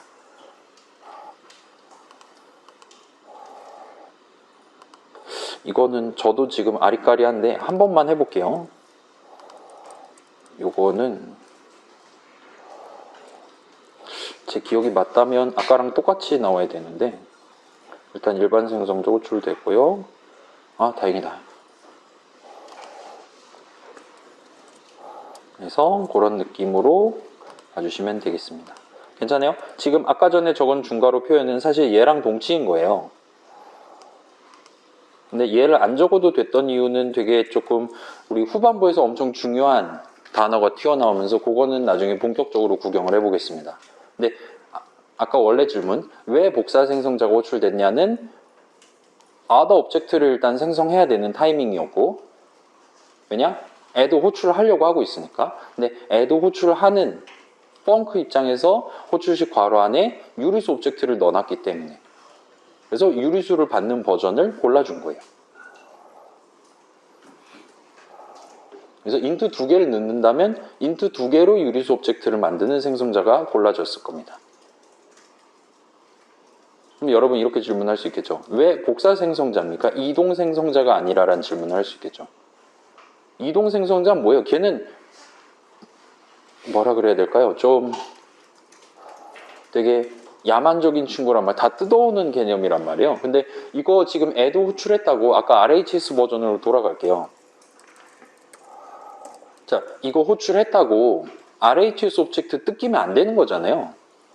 그러니까 지금 이게 int 2개 들어가 있어서 그렇지 이게 막 예를 들어 개인정보 뭐 공인인증서가 들어있다든가 이러면 복사를 하는 것조차도 문제가 됩니다. 그래서 최대한 한 군데만 들고 다니면서 그러니까 실제 실무를 하나만 들고 다니면서 필요하다면 서로 이동 바통 터치해가면서 나 이제 저 친구한테 이동시켜줬으니까 나 죽어도 되겠지 죽으러 가고 하는 그런 식으로 동작하는 중요한 정보라면 이동이 되게 의미가 있고 그럴 때 이동 생성자가 호출된다는 건 여기 있는 내용을 뜯어서 저쪽에다가 실제로 쓰게 될 그 위치에다가 오브젝트 만들면서 주겠다라는 거예요. 근데 RHS는 주면 안 되네란 말이에요. 밑에서도 쓸 거잖아요. 그렇기 때문에 이동 생성자는 호출이 되면 안 되는 거예요, 지금. 그래서 실제로 호출을 안 해주고 있어요. 그래서 그런 느낌으로 봐주시면 됩니다. 그러면 여러분이 간단히 생각한다면 자, 요거는 지금은 이거는 내일 다시 볼게요. 지금은 간단히만 말씀드릴게요. 자, 봐봐요. 그냥 그러려니 합시다. 못 본 척 해주세요. 이거는 통편집을 하도록 하겠습니다. 아무튼 간에 지금 같은 경우는 복사도 일반 생성도 안 일어났죠. 그래서 안전지대에 옮긴다라는 게 지금 이런 느낌이라 보면 돼요. 요 바깥쪽 add 함수 호출할 때의 other 위치에다가 바로 즉석에서 생성을 해버렸다고 생각을 하면 됩니다. 요거 계산 결과가 바로 얘 인수 자리에 이동이 된 거라 보시면 돼요. 그래서 제가 원한 건 그 중간에 이동 생성 한 번 더 해주는 거였는데 그러면 6분의 7이 2번 이동되는 거였는데 아무튼 그렇습니다. 그래서 답변이 됐나요? 네. 복사 생성자가 호출된 이유는 복사를 해야 되는 타이밍이에요. 이거 고치면 안 돼요. 아까 3,5 했을 때 일반 생성자가 호출된 이유는 근데 그렇게 3,5라고 밀어 넣어서 other 오브젝트 그렇게 해갖고 5분의 3이랑 LHS랑 더 하고 싶다라고 표현을 했으니까요. 이 정도로 봐주시면 되겠습니다. 그래서 밑에 거도 다 똑같아요. 우리 디버그 모드로 했을 땐 그렇고 릴리즈 모드로 하면 조금 곱셈이랑 나눗셈은 약간 줄어들게 됩니다. 그래서 보면 얘는 이런 느낌으로 조금 더 간단하게 생겨 있는 걸 보실 수가 있어요. 그 정도로 하고 그래서 이거 최적화잖아요. 이거 약분 안 할 거예요, 보나마. 그래서 얘는 어떻게 최적화되냐?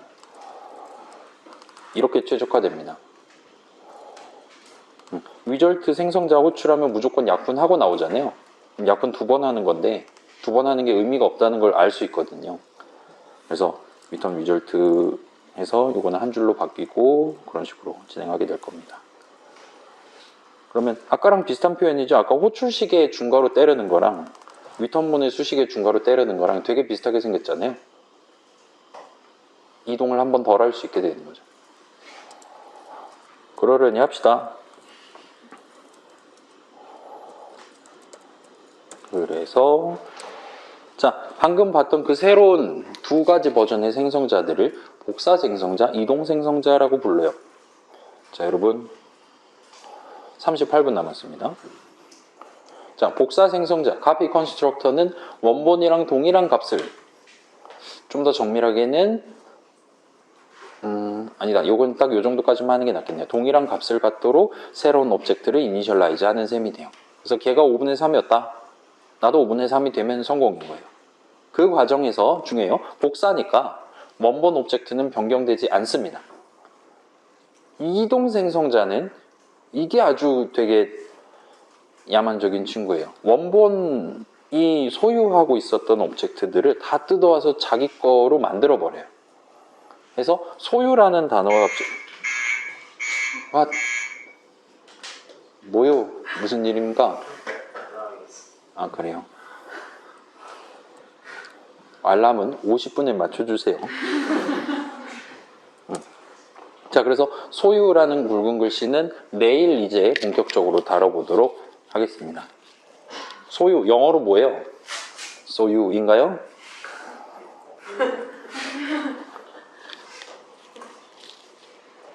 그죠? own 같은 느낌이죠. 그래서 ownership에 대한 얘기가 내일 등장할 것 같아요. 소유권. 자, 우리 칸권 얘기를 하다가 이제 소유권 얘기로 넘어갑니다. 아무튼 자, 유리수 형식은 되게 간단해요. 인투 2개만 담으면 끝나는 거기 때문에 내가 뭔가 뜯겼다라는 느낌이 잘 들지 않아요. 그래서 지금 isMoved라는 데이터 멤버 하나를 추가로 집어넣어서 그걸 모사를 해놓은 편입니다. 또 파괴자 정의해서 그 파괴 횟수 카운트 할 때도 뜯긴 애는 별도로 카운트를 해봤어요. 그래서 해봤더니 이동 생성자가 호출된 횟수랑 이미 뜯겨서 빈털터리가 된 친구에 대한 파괴자가 호출된 횟수가 항상 동일하게 나오는 걸 관찰할 수가 있었죠. 자, 여기까지 하면 9-2가 끝납니다. 오브젝트에 대한 둘러보기가 이 정도까지 하면 끝이 나요. 칸권 3가지 짚어봤어요. 여러분 반자동 방식 쓴다면 특히나 소멸 여러분이 직접 책임지고 해줘야 됩니다. 그 다음에 형식 정체성을 유지할 권리. 이건 C++에서는 그 캐스팅 연산자 우리 막 되게 골치 아팠잖아요. 시험에는 안 나왔지만. C에서는 막 별이 별로 자유롭게 바뀌고 난리도 아닌데 C++는 여기에 대해서도 엔간하면 자동으로 캐스팅 연산자를 붙여주지 않도록, 물론 프로그래머가 직접 붙인다면 그건 어쩔 수 없이 따라줘야 되긴 하지만 그렇지 않은 상황에서는 엔간하면 일단 빨간 줄 긋고 보도록 설계가 돼 있어요. 그래서 배열 형식을 0번째 칸에 대한 포인터 형식으로 간주, 이런 거는 여전히 들어있지만 인트 별을 더블 별로 간주, 이런 건 자동으로 안 해준다는 거예요. 그래서 형식 정체성을 가급적 유지하려고 노력합니다. 그 다음에 3번째, 이게 이제 1교시 마지막 문항으로도 나왔던 거죠. 값이 담겨있지 않은 채 사용되지 않을 권리. 역시나 중요한 거고, 얘를 살펴보면서 이제 생성자랑 파괴자 얘기가 나왔어요. 그래서 예외가 있었어요. int 더블 이런 애들은 여러분이 그냥 int 넘버 세미콜론 하면 int 오브젝트를 쓸 수 있게 되는 거지만 이니셜라이즈는 안 해준다 그랬어요. 근데 걔네에 대한 기본 생성자 쓰겠다라고 여러분이 중괄호 열고 닫고 하면 0을 담아주긴 합니다. 기본 생성자가 있긴 있어요. 그래서 그런 예외를 제외하면 C++에서는 여러분이 오브젝트를 새로 쓰기 시작하겠다, 선언 같은 걸 적는다든가 하면 인수 선언 같은 게 적혀 있고 이 함수가 호출되기 시작한다든가 하는 모든 타이밍에 어딘가에 적혀 있을 생성자 내용물을 실행하게 됩니다. 생성자를 호출하게 됩니다. 그 다음에 그 오브젝트에 대한 칸이 소멸되기 직전에 적당한 타이밍, 리턴문을 만났을 때나 단순 중괄호 만났을 때 등등의 파괴자 호출을 실질적으로 수행하도록 돼 있어요. 그래서 그런 생성자랑 파괴자 구경해 봤고, 생성자는 가지수가 좀 있었죠. 일단 둘 다 국선 버전이 있어요. 국선 기본 생성자, 국선 복사 생성자, 국선 이동 생성자, 국선 파괴자. 이렇게 있습니다. 그 다음에 여러분이 걔네를 쓰고 싶지 않다. 는 딜리트 세미콜론 하면 돼요. 그러면 삭제된 함수입니다. 라 뜰 거예요. 근데 기본 생성자 같은 경우는 여러분이 생성자를 아무거나 하나라도 정의하면 국선을 안 붙여준단 말이에요. 근데 나는 국선 기본 생성자도 쓰고 싶다. 그런 상황에선 는 디폴트 하면 됩니다. 그렇게 기본 생성자에 대한 함수 정의를 그렇게 적어두고 세미콜론 찍으면 이제 기본 생성자를 국선 버전으로 잡아줍니다. 그래서 국선 개념, 그 다음에 기본 생성자, 인수 안 받는 버전 개념, 복사 생성자, 이동 생성자 이런 식으로 베리에이션이 여러 가지 있다라는 걸 살펴봤고, 파괴자는 한 가지 버전밖에 있을 수가 없기 때문에 그냥 파괴자, 안 적으면 국선 파괴자, 삭제할 수도 있고 등등 그 정도까지만 봤어요. 자, 이 정도 하면 잠깐 쉴 필요 없겠죠? 안 쉴 거예요. 3번 쉬는 건 안 됩니다. 이 다음에는 클래스에 대한 얘기를 본격적으로 이어서 진행해 볼게요. 클래스는 구경만 하고 집에 가실 거니까 슬슬 느낀 점 적을 준비를 하시면 됩니다. 오늘 최종 목표는 없어요. 제 지난주만 해도 이게 여기까지가 9-2였어요. 그다음에 9-3이 이제 아까 인라인, 스태틱 막 그런 거 튀어나온 거 공부를 하는 거였는데 제가 무슨 정신으로 이걸 6시간 안에 주파를 할 생각이었는지는 잘 모르겠지만 그쵸. 원래 우리 계획이 2시간 다 맞춰보고 시상식 하고 그 다음에 2시간 하는 거였는데 제가 속도가 느린 건지, 여러분이 혹시나 제가 속도가 느리다고 생각되면 느낀 점으로 저를 채찍질 해주시면 됩니다. 발음 연습 좀 더 하셔야겠네요 라든가 쉬는 시간을 좀 줄였으면 좋겠습니다 라든가 그런 알찬 느낀 점을 적어주시면 제가 긍정적으로 검토를 하도록 할게요. 아무튼 9-3이에요. 클래스 다시 보기예요. 우리 클래스 본 적 있어요? 없잖아요. 근데 다시 보기예요. 그래서 복습을 해보도록 합시다. 자, 일단 우리 수업에서 클래스는 개념을 나타내는 명칭으로 쓰려고 하고 있어요. 그리고 복습 맞아요. 그 과정에서 this라는 키워드에 대해 구경만 해보고 집에 가도록 합시다. 자, 일단 우리 object 다시 보기 하다가 일로 넘어왔잖아요. object라는 얘기는, object는 일단 값 더하기 칸이잖아요. 근데 칸이라 하면 메모리 위에 칸이에요. 어떤 프로그램의 메모리? 실행 중인 프로그램의 메모리 위에요. 따라서 object를 논의를 한다는 건 기본적으로 런타임을 전제해요. 런타임에 누구에 대한 메모리 위에 RHOS 오브젝트가 있네. 그 메모리 영역 곧 사라질 예정이니까 파괴자 호출해야 되네. 방금 전에 그렇게 살펴봤죠. 그래서 누가 생성자 호출하고 파괴자 호출은 어디서 발생하나 막 그런 걸 논의를 했습니다. 뭘로? 디버그 기능으로. 실행 중인 프로그램 세웠다가 풀었다가 하면서. 근데 이 클래스라는 단어는 object라는 단어랑은 좀 시점이 달라요. 자, 그 실행하기 이전 시점, 여러분이 지금 .cpp 파일을 적는 시점이라든가 아니면은 녹색 화살표 딱 눌러서 컴파일을 실제로 수행하고 있는 컴파일 타임이라든가 이럴 때가 기본적으로 논의하는 배경이에요.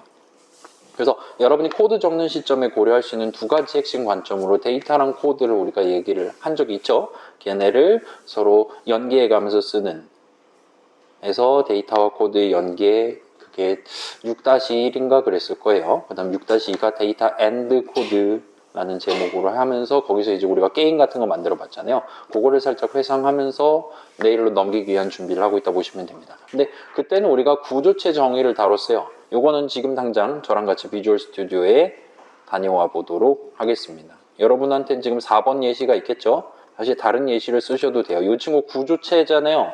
그렇죠? 스트럭트 잘 붙어 있죠? 여러분이 원한다면 이 친구를 스트럭트 이름이 아니라 CLASS 해서 새로운 클래스 정의를 한 셈 쳐도 됩니다. 그러면 여러분 지금 클래스 한 거예요. 개 쉽죠? 별거 아닙니다. 스트럭트면 구조체 정의고 클래스 하면 클래스 정의예요. 이게 끝난 거예요. 이게 클래스입니다. 아니죠. 지금 봤을 때 지금 봐봐요. 빨간 줄이 한두 줄이 아닐 거예요. 자, 볼게요. 액세스 할 수 없습니다. 액세스 할 수 없습니다. 액세스 할 수 없습니다. RHS? 액세스 할 수 없습니다. 22개의 오류가 떴는데 여러분은 조금 적을 거예요. 그래서 전부 다 액세스할 수 없습니다. 액세스할 수 없습니다. 라고 뜨는 걸 볼 수 있어요. 자, 우리가 클래스 개념을 이제 후반부에 좀 더 농밀하게 다룰 예정이란 말이에요. 근데 하지 말래요, 지금. 우리의 지금 앞이 탁 막힌 미래를 지금 여러분이 비주얼 스튜디오에서 구경을 해보실 수 있는 겁니다. 클래스 쓰기 시작하면 다 빨간 줄 그어준다는 거예요. 답이 없죠, 지금 우리는. 우리 이 수업 아직도 9주차, 9일차예요. 며칠 남은 거예요? 10, 11, 12, 13, 14. 수업자료 30시간어치를 더 만들어야 됩니다, 저는. 그리고 또 시험 2교시어치 만들고 그것도 채점해야지, 그래야지 우리의 계절학기가 성공적으로 끝이 나게 됩니다. 근데 저거 단어만 바꾸면 이거 진짜 클래스 정의가 되는 게 맞아요. 마우스가 한번 갖다 대볼게요. 얘 이제 클래스 레이셔널 넘버가 됩니다. 유리수 클래스예요. 근데 뭐만 하면 다 안 된대요. 생성도 안 된대요, 심지어. 그죠? 그래서 자, 여기다가 엔터를 한번 치시고, 이 클래스로 바꾼 상태에서 엔터를 한번 치시고, 여기다가 뭘 적냐? 액세스 할 수 없다는 얘기가 나오거든요. 액세스가 뭐예요? 접근? 그러니까 지금 우리 눈엔 보이지 않지만 되게 투명한 실드가 지금 쳐져 있는 느낌이에요. 그 다음에 우리가 지금 요 생성자라든가 아니면 add라든가 이런 이름들을 적는 걸 지금 막았단 말이에요. 그 다음에 봐봐요. 여기도 지금 여는 중괄호에 오류가 떴지만 마우스 갖다 대면 실제로 지금 액세스할 수 없는 건 생성자예요. 그죠? 지금 오류 메시지 보면 그렇죠. 프린트 카운트라는 이름을 우리가 부를 수가 없었어요. 저기 선언돼 있음에도 불구하고 RHS는 이 add에 대한 인수자리에 넣기 위해 복사 생성자를 호출하는 과정에서 복사 생성자라는 친구에 액세스할 수 없습니다. 그래서 선언됨 줄 어쩌고 저쩌고 번역이 좀 그렇긴 하지만 그래서 여기에 명백히 적혀 있음에도 불구하고 얘네들이 분자 분모 등등이 얘네들 등등이 여기에 명백히 선언돼 있음에도 불구하고 저는 저 이름을 부르는 게 허락되지 않은 거예요. 그 막 아버지를 아버지로 부르지 못하고 막 그거 있잖아요. 여기 분명히 이름이 적혀 있어요. 선언이 있습니다. 그럼에도 불구하고 여기 선언된 이름을 내가 적법하게 사용하는 게 불가능한 상황이었어요. 그러면 어떻게 이걸 타개할 수 있냐? 답변도 바로 나올 수가 있겠죠? 쟤는 저걸 적법하게 사용해도 돼 라고 말하는 방법이 있고 1번이에요. 그걸 먼저 한번 해볼게요. 자, 기본적으로 여러분이 클래스 정의를 한다 그러면 좀 내향적인 친구라고 보면 돼요. 다른 친구한테 함부로 내 이름 알려주지 않아요. 멤버 이름.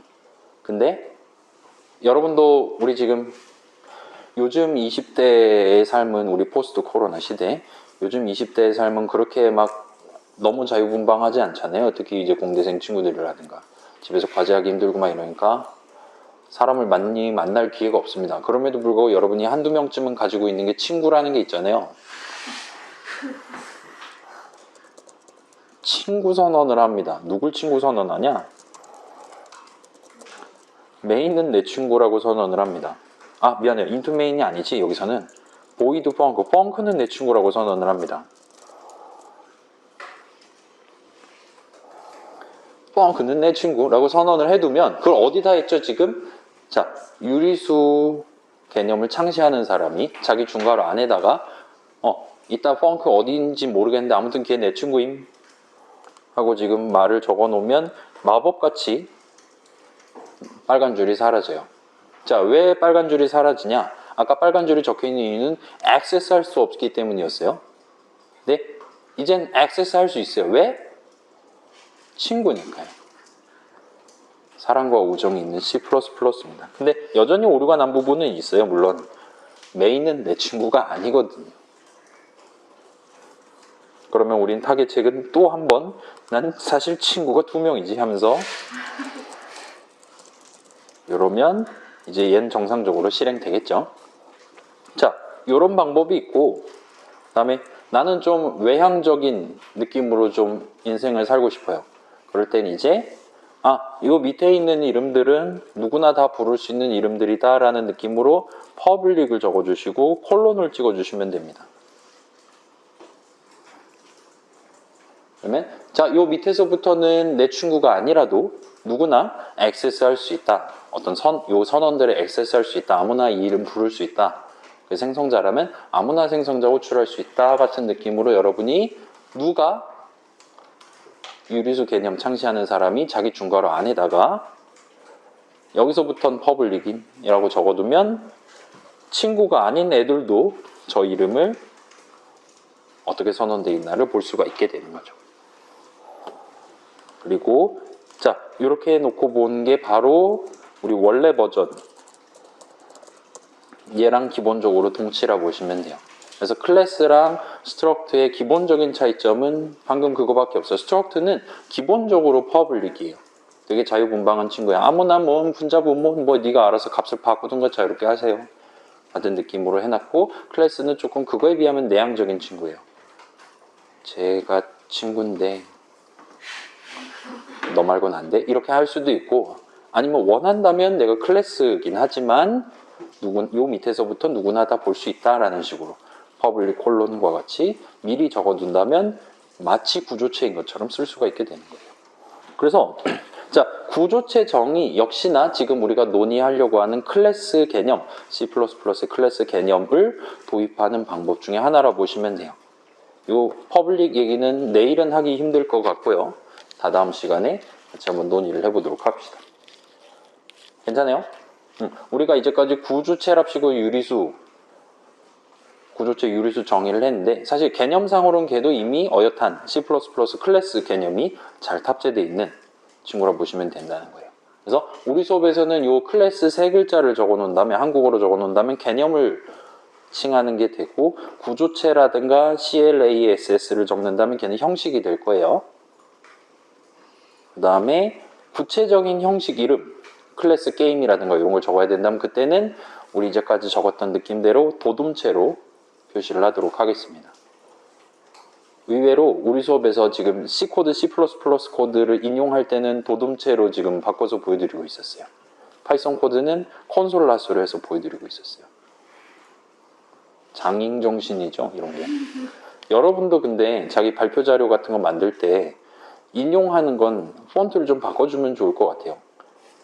특히 영어 발표 자료 만들 때 중간에 인트 튀어나오면 일단 긴장부터 합니다. 그런 건 만약에 그 코드에서 가져온 거면은 폰트를 바꿔주면 보는 사람들도 납득하기가 쉬울 거예요. 자, 그래요. 아무튼 클래스는 개념을 지금 얘기하려고 하고 있고 그 다음에 여러분이 원한다면 굳이 원한다면 내향적인 느낌으로 클래스 개념을 사용할 수도 있어요. 근데 우리 수업에서는 귀찮으니까 엔간하면 그냥 구조체 정의를 해가면서 클래스 개념을 다루게 될 것 같습니다. 그래서 그건 자유롭게 진행하셔도 돼요. 자, 그래서 욕시 코드를 봅시다. 지금 보시면 자 봐봐요. 그때 봤던 거죠? 0번째 게임즈 오브젝트를 가지고 0번째 게임즈 오브젝트를 담아서 0번째 게임즈 오브젝트 안에 세팅되어 있는 run이라는 코드를 0번째 게임즈 오브젝트 데이터를 담아서 실행하겠다라는 뜻이었죠. 그래서 얘는 지금 0번째에다가 세팅해 놓은 run을 0번째 게임에 대한 run을 코드를 1번째 데이터를 가지고 지금 실행하겠다는 거고 자, 그 당시 0번째 게임은 제가 만든 거였어요. 3을 누르면 이기는 게임이었어요. 걔가 지금 0번째 지정돼 있으니까 그 코드를 그 게임에 맞는 데이터를 가지고 호출하겠다는 거고 얘는 그렇지 않은 거죠. 그래서 지금 보면 요 전체 수식이랑 요 수식은 계산 결과 값이 동일해요. 왜냐? 그렇게 이니셜라이즈를 당시에 했었으니까요. 그래서 지금은 위에 거는 0번 게임용 코드를 0번 게임용 데이터랑 연계하는 거기 때문에 정상이고 아래 것도 그 0번 게임용 코드를 프레스 3 to win으로 지정해 놨었기 때문에 결론적으로 위에랑 동등한 느낌으로 실행될 거예요. 결과적으로 정상이에요. 반면 얘네들은 이상한 거죠. 0번 게임용 코드는 3을 누르면 이기는 건데 여러분만의 게임용 데이터가 담겨있는 그 오브젝트를 집어넣어 가지고 지금 코드를 실행하겠다는 거니까 정상적으로 실행되지 않는 게 충분히 가능성이 있을 겁니다. 자, 그래서 당시 얘기했던 거는 메인 짜는 사람이 반드시 이렇게 적어줘야지만 또는 반드시 이렇게 적어줘야지만 우리의 3을 누르면 이기는 게임은 정상적으로 실행됐었을 거라는 거예요.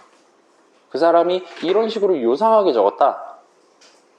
그래도 빨간 줄은 긋지 않습니다. 다만 원타임 실행 흐름이 제가 의도한 대로 3을 누르면 이기는 게임이 정상적으로 실행되지 않을 가능성이 생긴다는 거예요. 그래서 게임이라는 개념을 창시하는 사람 또는 3을 누르면 이기는 게임에 대한 무슨 데이터 넣어야 되냐, 아니면은 걔 준비, 걔 게임 진행, 걔 마무리 어떻게 해야 되냐, 코드를 정하는 사람은 미래에 게임기에 해당하는 프로그램, 메인 정의 적는 사람이 자신들이 의도한 방식으로 각각의 함수 호출식을 구성할 것이라 상정하고 0번 오브젝트 갖고 세팅한 0번 걔에 대한 원을 호출할 건데 그때 0번 오브젝트를 집어넣어서 주겠지라고 상정하고 원 내용물, press 3 to win 내용물을 적기 시작할 겁니다. 그래서 3을 누르는 게임용 게임 오브젝트를 new 해갖고 이렇게 딱 받아왔다면 걔에 대한 이니셜라이즈 할 때, run 할 때, 파이널라이즈 할 때, 그 다음에 맨 나중에 칸에 놔줄 때 전부 다 3을 누르면 이기는 게임에 해당하는 버전으로 예쁘게 호출을 해줘야 되고, 심지어 이 순서조차도 그 사람이 다 지켜주도록, 그 사람이 다 지킬 수 있도록 자신의 수식, 자신의 문장을 적어줘야만 한다는 거예요. 이렇게 적었을 때만 3을 누르면 이기는 게임은 정상적으로 실행되고 정상적으로 종말을 맞이할 겁니다. 근데 인생이 늘 그렇게 돌아가면 얼마나 좋겠습니까? 그래서 늘 그렇게 믿어왔고 그렇게 코드 전달했지만 이메일로 줬지만 조교님 잘 안 돼요. 손 들면 뭔 개떡같이 적어놓고 내 손 들어서 나한테 도와달라고 하고 있어요. 막 이렇게 조교 시절엔 그렇게 생각한 적도 있거든요. 지금은 여러분은 이해합니다. 아무리 그지같이 적어도 저는 웃으면서 하하 세미콜론 안 찍으셨네요. 이런 식으로 저는 말씀드릴 수 있어요. 아무튼 나중에 적는 사람이 당연히 이거 잘 알아먹을 거야. 여태 주석도 적어놨잖아. 반드시 배신합니다. 그래서 나 대신에 컴파일러가 요상한 코드 적어놨다 하면 엔간하면 바로 빨간 줄을 그어줄 수 있도록 그런 걸 지원하는 프로그래밍 언어가 있다면 서로 얼굴 붉히지 않고, 설마 컴파일러의 멱살을 잡거나 할 수는 없는 거잖아요. 나중에 짜는 프로그래머가. 그래서 서로 얼굴 붉히지 않고 협업을 할 수 있겠구나 하는 수요가 그만큼 높아졌다 보시면 돼요. 그래서 C++에서는 이런 식으로 간단하게 적을 수 있다 그랬죠. 그래서 첫 번째 방식만 허용해 줍니다. 이거 섞어 쓰는 거 안 돼요.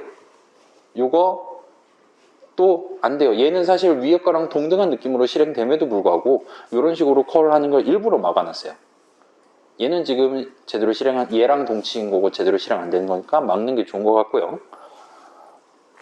그리고 자, 저렇게 했음에도 불구하고 원 내용물은 명백히 이 오브젝트 안에 들어있는 데이터를 써서 진행해야 되는 게 맞잖아요. 그렇기 때문에 여기다가 굳이 이거를 동일한 걸 적지 않는다 하더라도 원 호출할 때 걔 인수 자리에다가 요 0번 오브젝트에 해당하는 얘를 특정할 수 있는 적절한 숫자를 담아가지고 호출을 해줍니다. 그러기에 딱 적합한 게 포인터 값이죠. 포인터 값을 담아서 호출하도록 만들어놨어요. 그래서 이렇게 컴파일러가 나 대신 적어둔 인수가 아까 첫 페이지에서 살짝 언급했던 this라는 친구라 보시면 됩니다. 그래서 우리가 앞으로 다양한 구조체 정의, 클래스 정의를 여러분이 최종 목표가 됐든 기말고사가 됐든 적어보실 예정이니까 지금은 딱 이런 느낌, 요거 동일한 걸 적어야 되는 타이밍, 얘가 결국은 런의 0번째 인수 자리에 들어갈 거잖아요. 그 다음에 0번째 인수, 당시에 우리 3을 누르면 이기는 게임이 아니라 여러분만의 게임의 각각의 함수들에 대한 함수 정의 직접 적었을 때 인수 하나 했잖아요. 그러니까 개인 구조체 별 해갖고 하나 있었잖아요. 걔랑 완전 동등한 형식으로 얘도 인수가 하나 자동으로 잡히고 걔 이름을 마치 걔 이름이 this인 것처럼 여러분이 사용할 수 있다라고 보시면 된다는 거예요. 자, 우리 지금 this라는 거 적어본 적 없잖아요. add 한번 볼까요? 저만 봐도 돼요. 여러분 그냥 구경만 해도 돼요. 여기 지금 인수가 하나랍시고 적어놨잖아요. 그죠? 그럼에도 불구하고 이거 호출할 때 실질적으로 나한테 전달되는 건 두 가지가 온다는 거예요. 그 중에 하나가 this라는 친구가 있습니다. 그래서 this는 일단 수식으로서 적을 수 있고요. 이름이라고 봐야 되나 아니냐는 조금 생각하기 애매하긴 한데 일단은 그 정도까지만 놓고 봅시다. 얘는 수식으로서 유효하게 적을 수 있고 마우스 갖다 대면 얘의 형식이 나와요. 유리수 별 형식으로 나옵니다. 마치 개인 별 해갖고 그 당시에 수동으로 잡았던 거랑 비슷한 느낌으로 얘는 유리수 형식 멤버 함수란 말이에요. 그렇기 때문에 점 연산자 왼쪽에 우리 LHS.add 했었죠? 그 LHS 점 연산자 왼쪽에 적어놓은 수식을 계산한 결과값을 토대로 그러니까 그 수식을 토대로 특정되는 오브젝트가 누구냐에 해당하는 포인트 값이 이 this라는 키워드를 써서 사용할 수 있다 보시면 돼요. 달리 말하면 얘 별이죠? 얘는 원래대로라면 별을 찍어야지 유리수 형식이 나오죠?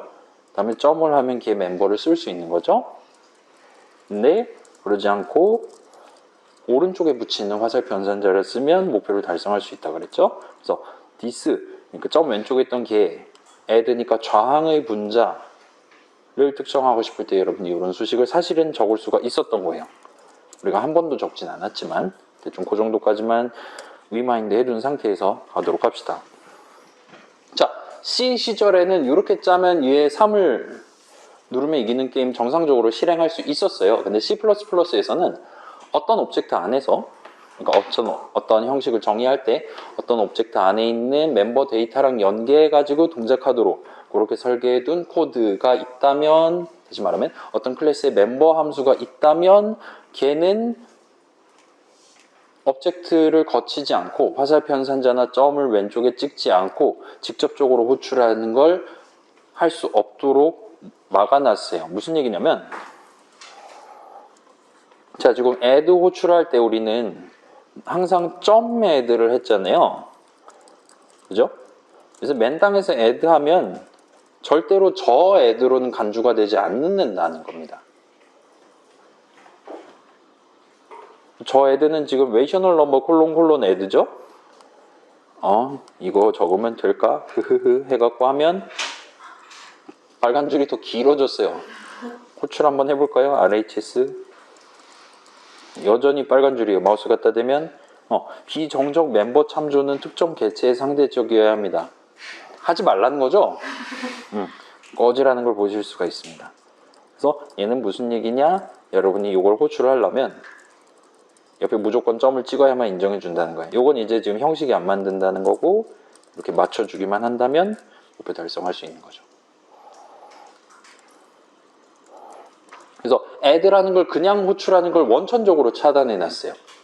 호출해야 된다? 무조건 점을 붙여야 돼요. 화살표나. 그 다음에 점 왼쪽엔 그 오브젝트가 있어야 된다는 거예요. 왜냐? 유리수 하나를 끼고 다른 애를 하나 더 받고 하는 게 덧셈인데, 그러면 호출할 때 무조건 그 대상이 되는 좌항에 해당하는 유리수 하나를 특정해두고 걔를 갖고 add를 호출한다. 하나를 추가로 가지고. 와 같이 여러분이 호출식을 적어야만 하도록 설계를 해놨다는 거예요. 그래서 요거는 다음 시간에, 자, 이거 방금 얘기한 거 사실 거짓말이에요. 이거 얼마든지 요즘 C++는 우회할 수 있습니다. 하지만 다음 시간에 이번에는 제한과 관련한 얘기를 하면서 조금 더 명확하게 정리를 하도록 할게요. 자, 조금만 더 보고 넘어갑시다. 요거는 제가 MK2 코드를 한번 들고 와봤어요. 이게 더 보기 쉬우니까요. 그래서 곱셈을 들고 왔어요. 더 짧으니까요. 그래서 자, 요 멀티플라이는 지금 현재 이건 지금 또 클래스예요. 또 클래스정입니다. 대신에 외향적인 클래스예요. 자, 50분이네. 여러분 이거 하고 갈래요? 집에서 할래요? 아니면은 다음 시간에 할까요? 이거 되게 별로 의미 없는데, 하지만 여러분 퇴근은 중요하니까요. 자, 그러면 13페이지부터 다음 시간에 다시 하도록 하겠습니다.